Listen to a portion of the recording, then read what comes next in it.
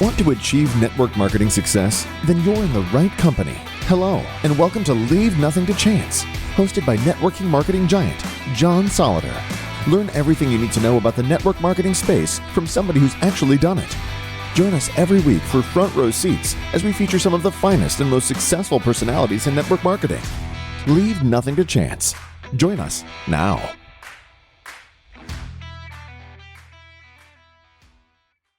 Welcome, everybody. Today, we're interviewing a very good friend of mine, Dale Puerini. And Dale lives in beautiful, and I do mean beautiful, Newport, Rhode Island. Dale, how's the weather in Newport today? Well, right now we're dealing with moderate temperature, a little muggy. You know, we've got Hurricane Lee off the coast that wants to, and a bunch of fronts coming to and from. But actually, today's not bad at all. Not bad at all. And Dale, Newport's so interesting. I've been there several times, and a lot of people don't know the history. Why don't you share a little bit about the golden age, I think they called it, of America, F. Scott Fitzgerald and the Great Gatsby and all that great stuff there, because a lot of people have never been there. Yeah, so we have one boulevard avenue that is lined with mansions. And, you know, the Vanderbilts and the Astors and famous people built their mansions at the turn of the century, and it's called the Gilded Age. I think it has more to do with railroads and iron, you know. So, yeah, this is their vacation spot where they would come. And even though these mansions are beautiful, they only came for a couple of weeks. But we have things like the Marble House, and it's interesting, like, they chose different marble for different rooms because the light would shine on it different. It was to create different atmospheres. And a lot of this was actually either designed, built, or moved from Italy, or they had these really good artisans. So they're really beautiful, beautiful. And so you can go down the avenue and you can see the fronts, you can tour them because they actually got too expensive for the wealthy people. So the Historical Society took them on. And there's also what they call a cliff walk that goes along the ocean and the backside, and it's 3.5 miles long. Did you see the backside of the mansions? At one point, there was someone, I think it was a camel she used to have in her backyard. And this was originally put aside for subsistence living for the Native Americans, but it has been turned into a national walkway, and it's very beautiful with the rocks and the ocean crashing upon the rocks, and it twists and turns, and I kind of live right near all of that. Wow. Well, I do know exactly where you live, and I'm very jealous. I don't know if I'm jealous in January, but in this time of year when it's still warm down here in Texas, I'm very jealous. As a Northeasterner, when the leaves change and all that too, it's so Yes. beautiful up there, you know. So, Yes. well, anyway, enjoy that beautiful place and send me some pictures. So, Will do. so let's start with some questions. So, how long have you been involved in the MLM industry? Okay, well, I actually unconsciously began in May of 2011. You do the math. 13 years. That's my husband's job. He's my mathematician for me. And the reason I got involved with it was because there was a product that I greatly needed. And a lovely friend of mine, I had a lot of lovely friends jump into the rescue for my health. And another lovely friend, I do think you know her, Gloria Nieves. Yeah. She jumped in and signed me up so I could get a really good price. And that's one of the things I like about MLMs. You get the best deal. So I was really only in it for the price. So I didn't start working it until 2021, mid-COVID. So I'm one of your COVID babies, as far as MLMs are concerned. I mean, we always told people about product. It was so funny because I have an upline, Julia Begg, and she'd always say, she would always like talk to people for me, and she would sign them up, and she'd say, Dale, where would you like me to put them? And I'm like, I don't even know what you're talking about. So in 2011, when I actually started looking at MLM and working it, I already had a little business going.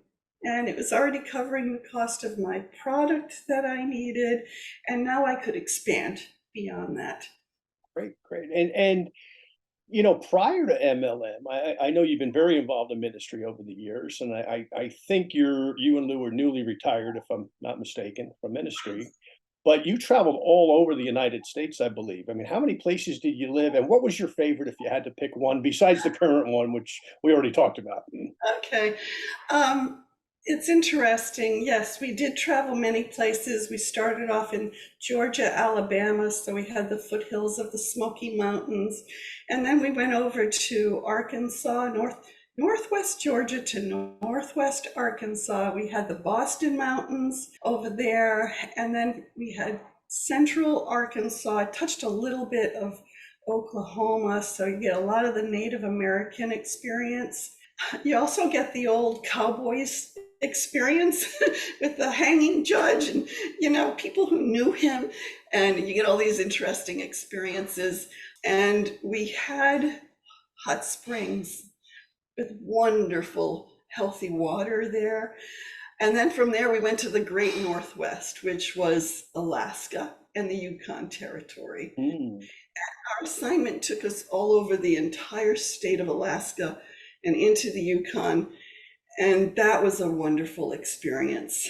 And then after that, we spent 10 years in Florida. So we shot to the other extreme end of the country.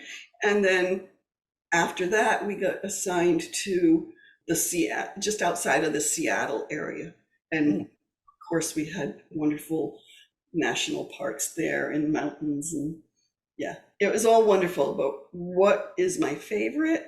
I think because I always look for the best. That's the kind of person I am. I look for the best in people.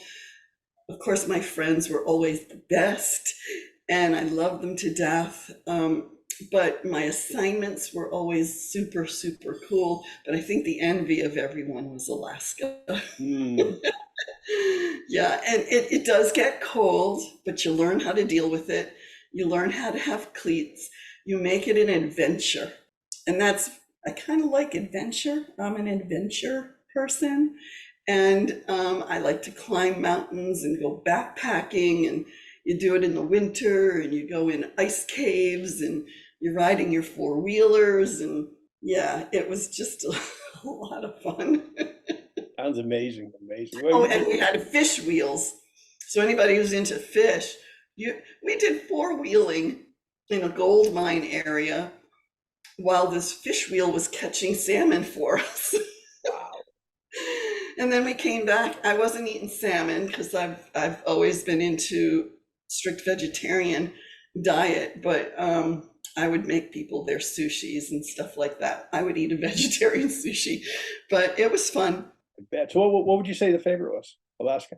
Yeah, Alaska. And like I said, because we got to travel Alaska, we saw more of Alaska than most Alaskans. They're focused in one area, and they might take little excursions, but we had a wider variety. We flew an airplane, and we had to hop onto different kinds, and sometimes a really small airplane, and passengers were like the second class because cargo was first class. And we'd land in the middle of nowhere, just ice and tundra, and these four wheels would come out and they'd throw packages because these people have to get even their toilet paper shipped in like that. And then we'd pick up, and I'm thinking to myself, oh my goodness, there's just snow-covered mountains down there. If we crash, no one's going to be able to find us. And then we would land in another place, and that was our final destination. It was Chignik Lagoon on the Alaskan Peninsula. And there they do a lot of the crabbing. And it was basically someone's backyard. And the airlines is called Pen Air, but its nickname is When Air because it just gets there when it gets there, and it takes off when it takes off whenever. Wow. Yeah. Amazing. Amazing. There's so many shows now too that are popping up about Alaska. There's such a fascination with it. But you guys actually lived it. The rest of us watch it from a distance, but you guys Yeah. actually had a chance to live it. How amazing. How many years were you up there for? Unfortunately, only 2 years. My husband was hoping they'd forget us there. Uh, well, let's come back to multi-level for a minute. Okay, so let me kind of give you a hypothetical. So let's say that there's a 25-year-old woman and her 60-year-old mom. And prior to the pandemic, they had no interest in MLM. They're both educated. Mom was kind of getting to the end of her business career, looking forward to doing retirement stuff, playing with the grandchildren, hitting golf balls, traveling to places like Alaska, et cetera, et cetera. And the daughter was just on the other end of it. She was just starting out, had her education, everything was going great. And then we know what happened. And prior to 2020, they just really had no interest whatsoever. Right. And let's say they lived down the street from you and they came over today and they said, Dale and Lou get to work from home. They're making money. And I know they're going to Florida for a few months in the wintertime, right? I mean, they're obviously doing well with this little business that they started.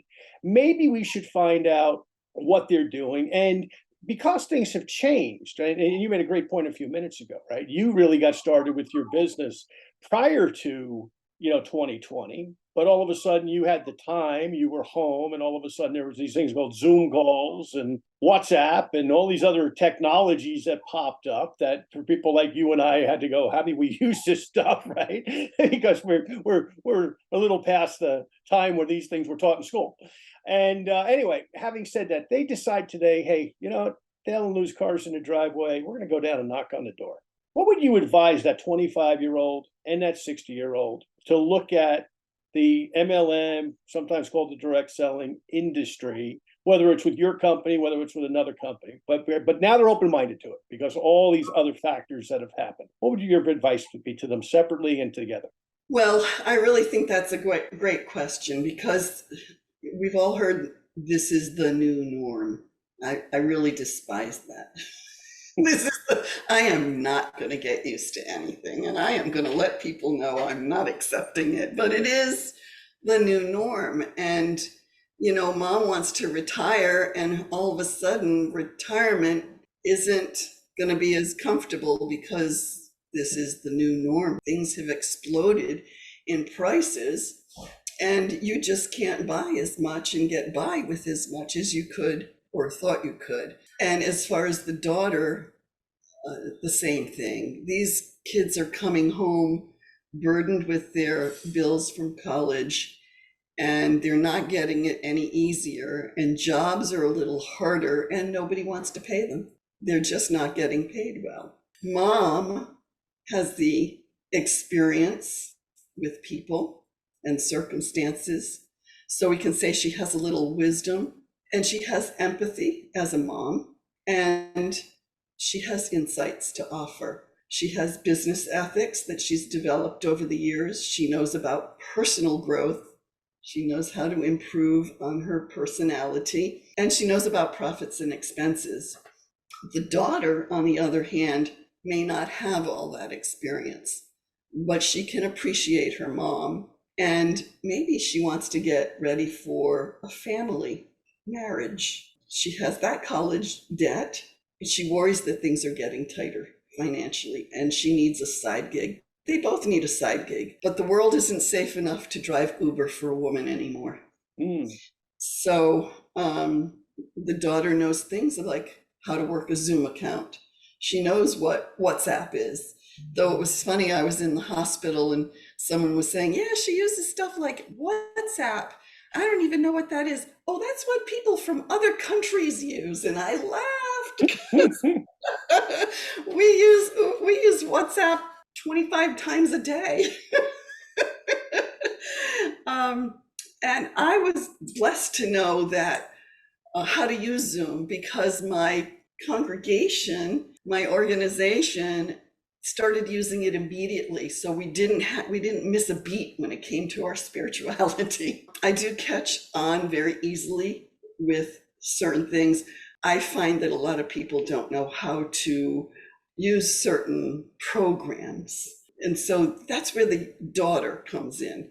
She might be a little more tech savvy. Let's face it, they grew up with digital in their hands and knew how to use it at 1 year old. The 1 year old can figure things out, and we're over there scratching our heads. So have you noticed that? Big So time. yeah. So I think it would be good for them to team up. And really, they have their own separate businesses. But what I would tell them to do is really love the products that they want to represent and have a trust. Make sure it's not a fly-by-night company, MLM. Make sure it has a record of integrity, and it's transparent. In other words, they're not hiding anything. And that's what I found. And I like working with the people in the company. I like meeting other people, like you, for instance. I wouldn't have known you because we do happen to be in the same company. And we're not on the same team, but we're all one big happy team, and we help each other. And I really appreciate that because I knew nothing about MLMs. And I would also tell them to listen to programs like yours and read books like yours, because they may be clueless on where to start and how to begin, but they also need a company that is willing to help them to learn and to grow. And they need to have a team that is willing to work with them. So it's not just something that you can say, oh, I'm going to do an MLM. You have to trust the MLM that you're getting involved with, and you have to know how to work it. And it has to have a good compensation plan. So I think that family, the daughter and the mother, would work really good together if they knew how to work together as a team. If they couldn't work together, they still need to have the same principles. And sometimes families can't work together, but I think it would help them to grow together. Wow. Well, yeah, that's absolutely spot on advice. It's exactly where we are. And, you made 2 points there. One, I gotta do this, or my wife beats me up, and her, she's tough French Canadian. So that's one of my books, and then the other one, moving up 2020. You can get these on and beyond 2020, yeah, and beyond, and beyond, and it doesn't go. It doesn't get out of date. And it's funny, Dale, because I wrote that in 2019, thinking 2020 was this seismic year that was going to be just so amazing for everybody in the world, and boy, it was, but not the way I was thinking. It's funny when you're doing these things, and you have titling the book, and in 2019, I'm thinking, yeah, wow, incredible. But that's great advice. But there's another point that I want to bring out about what you said there too, and that's the fact that 25-year-old, because of growing up with these things in their hands that we didn't, right? There's still times I wonder how all these things on it, all these apps and things work. Like me, I call my 19-year-old son. Like, I never want him to move out. I've told him when he gets married, he's moving his wife in the house, because there are things like my Zoom account's not working. This morning, the truck I bring to the gym, the radiator was overheating, and it's like, Fred, are you home? He's like, yeah, Dad. I'm like, okay, when I get home, can you look at the car? But to that point, we've all got those younger people, and the Yes. point that you made very, very well, and couldn't agree more, is they've got skills that are applicable to MLM, because what are we using today? Apps and WhatsApp and Zoom and all of these things. PowerPoint. Oh yeah, exactly. I mean, I try to work with certain individuals, and they don't even know how to work them. They don't even have PowerPoint on their computers. And yet I do have someone in my team, a younger person, Skybird, and he does everything for me as with the PowerPoint. He creates posters, he creates everything, makes things clear, I mean, I can throw them in there, but he sharpens them up, Yep. We need that. And that's why I think the mother and daughter would make a great team together. They do, and we're seeing it throughout the industry. We're seeing the moms and dads teaming up with the the teenagers and beyond, and even the grandparents in some cases, where and sometimes it's the younger person who sponsors grandma and grandpa, who all of a sudden are in their 60s or 70s or even 80s in some cases, because people are living longer. And that's going to lead me to my next question here, where all of a sudden they realize, hey, you know what? I didn't save enough money. Who knew that gas would be $5 a gallon? Who knew that, I bought 2 cantaloupes last night at Sprouts here in Dallas. $2.29 for 2 cantaloupes. A year ago, they were like buy four for $1, right? Crazy. I right? bought 4 tomatoes today. They were $3 each. Exactly. And even if you go to the farmer's market. But let's talk about that a little bit, Dale. It gives me a great segue to my next question. You have been an inspiration to people like myself who've been on a health journey, reading all the great authors, listening to the podcast, reading the books, applying some of the stuff. I mean, I went vegetarian now, be 7 years in October. In the process, going more vegan, et cetera, et cetera. And you and I talk a lot about this whenever we're together. All the great scientists that have worked in this field, but you've been at it for a long time. What would you say? And share if you want your journey of what got you there. Maybe how you ate prior, but feel free to share your journey. But also the 3 greatest lessons of living a lifestyle based on correct eating. Well, I know that you're one of the biggest fans of the blue zones, and those are just areas in the world that generations of individuals have lived thoughtfully, healthfully, and their longevity has shown the benefits of their lifestyle. When I was putting this together, John, now that I contemplate it, it really is lifestyle. What I'm going to say, those 3 points really apply to every aspect. The first thing, as far as healthful eating, okay, is keep it simple, keep it basic and unprocessed. And can't we apply that to MLMs?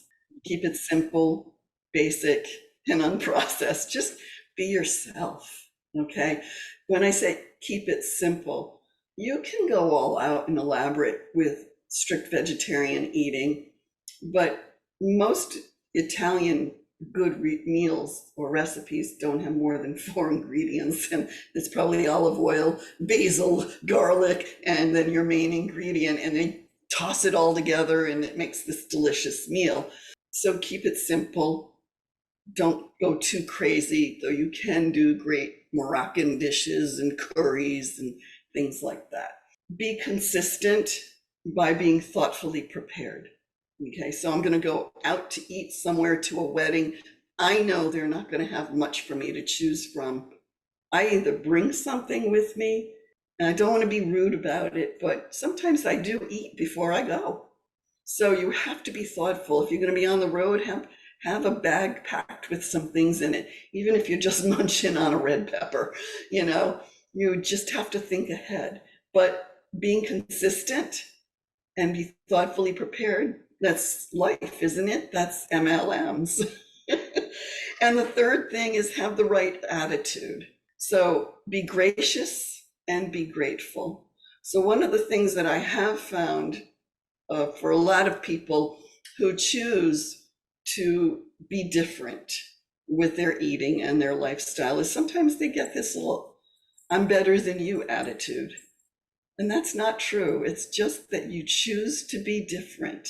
I chose this lifestyle. Like, I can make your mouth water talking to you about roast prime rib of beef. I love a good lamb, but it didn't like me. Am I better than someone else? No, I don't think so. Just my journey is different. And be grateful and gracious. Just don't make other people feel uncomfortable or less. Just, they're not there yet. That's all. Let them see your example. Let them watch you and learn from you, and be grateful for what you have found and share it for those who want it. So those are my 3 basics. Keep it simple, be consistent, and be gracious. I love that word, gracious. It means never making anyone feel uncomfortable. And I'll just add one thing to that, Dale. You'll appreciate this, I'm sure. So I've been experimenting with a lot of raw foods. Mhm. So I was reading Brian Clement's book from Hippocrates over the weekend, and I got to the recipe section, and he had a recipe in there, and I love melons, cantaloupe, watermelon, yeah, you name it. I mean, I'm a melon freak, and one of the great things living in Texas is we get melons 9, 10 months a year. Like when we get to December, January, they kind of run out. But anyhow, so he had this recipe, just cantaloupe. You take the cantaloupe and you put it through the smoothie machine basically, and you freeze it overnight. You throw a little bit of nutmeg in it, and I put a little curcumin in it also, just kind of to heat it up a little bit. And just before we were talking here, I came back from the gym, and I was like, well, I want to have something in my system, right? Give me a little bit of energy, give me a little bit of recovery, in addition to the product you and I also take every day, but we keep the show generic. Okay, so I had that, and I said, let me try that cold soup. And I was amazed. I actually did a good job on it. So I was really impressed. I patted myself on the back. But to your point, he suggested 2 ingredients. I added a third because obviously you season things to how you like them for your personal taste. But a couple of things, super high quality in terms of ingredients and nutrition. And, to that point, how long ago did you start your journey, though? I mean, was it a while ago? Yeah, it was, and I always lose track of time. I only know that it was somewhere around 1997. Oh, it's a long time. Yeah, and I actually started, it was with Marilyn and Harvey Diamond. Oh, yeah. Yeah, was it Fit for Life? Hmm. Fit for Life, I think it was called. And he was of the opinion, if you wanted a steak, you ate steak and salad. So in other words, he didn't eat the meats, but he had a transitional program for people. He just didn't believe in mixing your proteins and carbohydrates, starchy carbohydrates together. So you would have a steak, like people have a fish on salad, that kind of combination. Or if you're going to have potatoes, you have potatoes on your salad, that kind of situation. So his was more about, food combining and limiting it. And then the transition into the a vegetarian, and then for me, vegan. I'm not vegan in the purest sense. I do still like to wear my leather. I am still a motorcycle girl. at 60, I'll be 68 in a month. But I have reasons. My body doesn't breathe in pleather. So I have my reasons for keeping it to natural fabrics. Well, well, then let me make another point, folks. Look at Dale's skin at 68 years of age. That's a result of good eating. That's a result of good nutrition. You want to be healthy? Here's the fruits of the labor. And it's funny, and I'm digressing from our questions for 1 second. I promise I'll come back to our questions. But I've been looking at everybody from, Dr. Gerson. I don't know if I'm even saying his name right, Gerson, and Wigmore, and the Diamonds, of course, and Michael Greger, and Caldwell Esselstyn, and of course Dr. Campbell, who's right in your backyard, kind of there, et cetera, et cetera. And it's funny because when you run a Wikipedia on any of these guys, it always says how they're health quackery, blah blah blah. Yes. By the way, that would include Jack LaLanne, that would include Jay Kordich, uh, Yes. it would include Shelton, Dr. Shelton. Herbert Shelton. Yep. It would include going back in time, Dr. Walker, who invented the juicer as we know it Yes. today. Yep. And all of these people, unless they had an accident of some sort, died at very advanced ages. And some of them are still alive, by the way. Some of them are in their 80s and 90s. Fred Bishey in New York, he's 94. And my only point about that, folks, is, and this is not a political show at all, but when you make decisions about what you put in your body, look at the people who've developed what it is you're going to put in your body, to Dale's point. Mhm. Okay. Just always consider the source. And if those people aren't living the lifestyle, yeah, you might want to take a look at some of the other people in the alternative health area. So anyway, let's move on back to network marketing, Dale, because you and I could get on this probably all day, and it becomes a health show instead of a multi-level show. That might be my next transition down the road. You never know. Anyway, now you've been in the direct selling business, and it's very mobile, obviously, which we talked about all the WhatsApps and all the different technologies a little bit. And I believe you're leaving the Northeast shortly for Florida for a few months. Now, how are you going to work your business remotely? What are some of the things you're going to use to stay in touch with the team? Technology. It's all about technology. My team is all over the country, and I know some of us have teams that go. I have some in Ecuador. It just happens that way, and it's all about technology. You know, being a senior and having a side gig and knowing technology. First of all, the phone is so easy to pick up, and you just have to call someone up. But no matter where I go, I have a mouth and I have a heart that I bring along with me. And I love my product. And I can still talk about it to people. So my business can now take on new travels, new destinations. And I don't feel limited or tied in any way. I have more freedoms because of MLMs. And you're going to spend some time with your sister, who I believe is down that way. Yes, I'll be in the St. Petersburg area and in Naples, Florida. We happen to serve in those two areas, so I have lots of friends there too, and I have teams there. Not a bad place to spend the winter, right? No.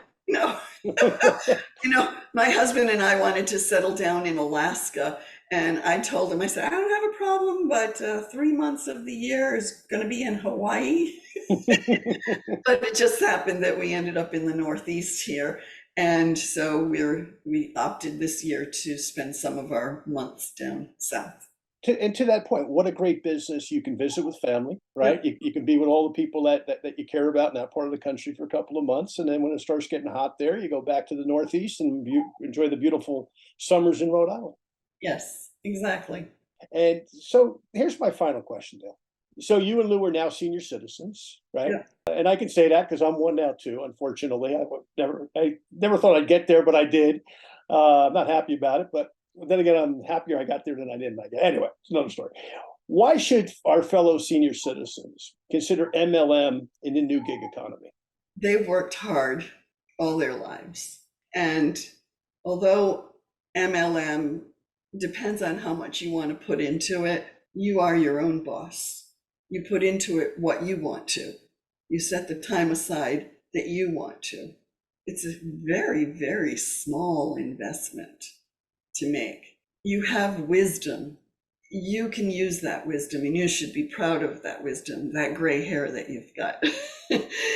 And you want freedom. And the only way you're going to have freedom and the ability to have money to use those freedoms, whether it's to spend time with grandkids or to do some exploring of the world, you will be able to afford it. And I just think the worst thing that you can do is say, I can't make any money because then it will affect my Social Security. I don't want to live on Social Security. I don't mind having Social Security, but I don't want to be confined to my Social Security. I want more freedom than that. It's a great point. Great point. Well, Dale, this has been a pleasure, my friend. I appreciate you so much. I appreciate your leadership, not only in the MLM space, but also in the nutrition space. You're one of the people that I look at and admire, so much in terms of, how you have taken care of yourself all of these years. So continue good luck, and I'll give you the last word. Well, thank you very much. John, I appreciate having you as a friend. Likewise.